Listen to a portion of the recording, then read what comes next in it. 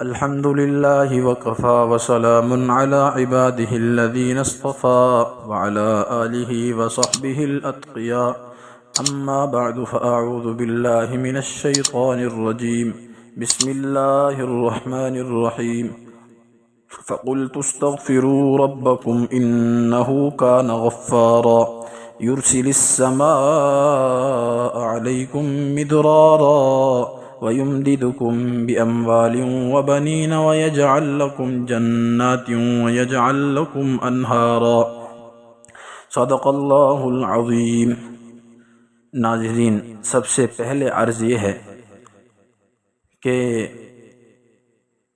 اگر آپ چاہتے ہیں کہ آپ دعا کریں، اللہ سے مانگیں کسی حاجت، دنیا میں کوئی بھی حاجت ہے، آپ کا کوئی بھی کام ہے، آپ چاہتے ہیں کہ وہ آپ کا کام جلد ہو جائے اور جیسے آپ ہاتھ اٹھائیں اللہ آپ کی سن لے، تو اس کے لیے اس ویڈیو کے اندر میں آپ کو عمل بتا رہا ہوں، اور وہ عمل آپ اس کو لازمی سنیں اور آخر تک سنیں، اور اگر آپ کو پسند آئے یہ ویڈیو تو پھر آپ ہمارے چینل کو سبسکرائب بھی کریں، شیئر بھی کریں ثواب کی نیت سے۔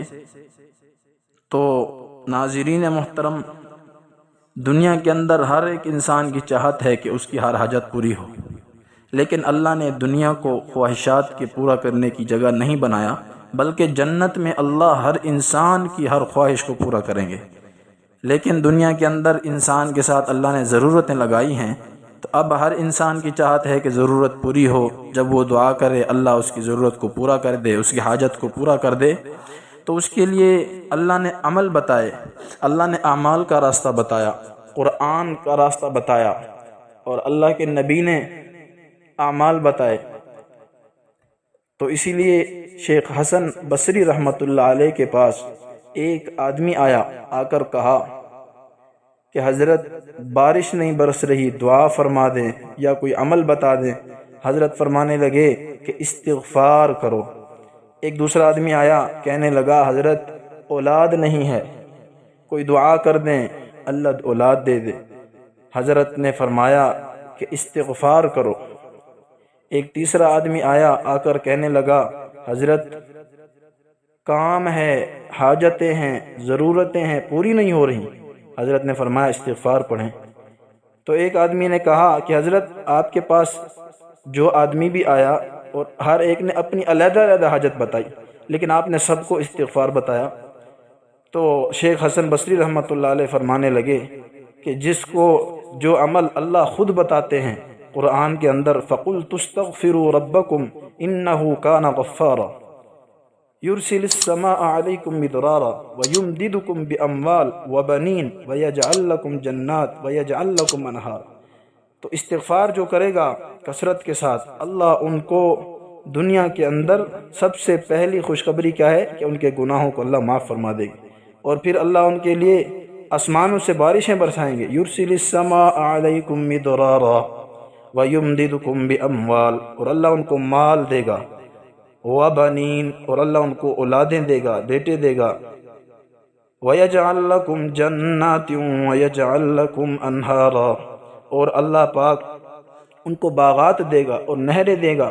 اب دنیا کی ہر نعمت اللہ اس کو دے گا، مگر جو لوگ، جو بندہ استغفار کو اپنا معمول بنا لے، اٹھتے بیٹھتے استغفار کرے، استغفر اللہ ربی من کل ذنب واتوب الیہ، یا پھر استغفر اللہ الذی لا الہ الا هو الحی القیوم واتوب الیہ۔ اگر کسی کو یہ بھی نہیں آتا، آسان سا عمل ہے، استغفر اللہ استغفر اللہ، تو یہ اللہ سے استغفار کرے۔ اللہ اس استغفار کی برکت سے بند راستوں کو اللہ کھول دیتے ہیں، اور بند دروازوں کو رزق کے اللہ کھول دیتے ہیں، اور اللہ آپ کی ہر دعا کو انشاءاللہ سنیں گے، اللہ کے ہاں قبول ہوگی۔ اور حدیثوں میں آتا ہے اللہ کے نبی نے فرمایا کہ میں خود اللہ کا نبی ہو کر دن میں روزانہ 70 مرتبہ یا اس سے زیادہ استغفار کرتا ہوں۔ تو استغفار ایک ایسی چیز ہے کہ اللہ کے نبی نے خود اس کو پڑھا اور زندگی کا معمول بنایا۔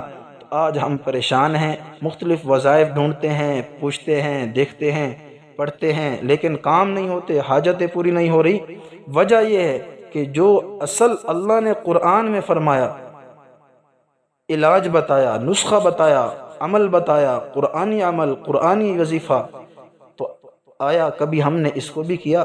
تو اس عمل کو آج سے ہم اپنا زندگی کا معمول بنا کر دیکھیں، اور پھر دیکھیں کہ اللہ کی رحمتیں ہماری طرف کیسے متوجہ ہوتی ہیں اور اللہ کیسے ہمارے دعاؤں کو قبول فرماتے ہیں۔ تو کم از کم آدمی روزانہ استغفار 200 مرتبہ، اور بہتر ہے کہ 1000 مرتبہ پڑھے، اور اپنا معمول بنائے، اٹھتے بیٹھتے استغفار کرے، اللہ سے معافی مانگے، اللہ کی رحمت متوجہ ہوتی ہے۔ تو اللہ پاک سے امید ہے انشاءاللہ اگر ہم اپنی زندگی کا یہ معمول بنا لیں تو اللہ ہماری ہر حاجت کو غیب سے انشاءاللہ پورا کریں گے۔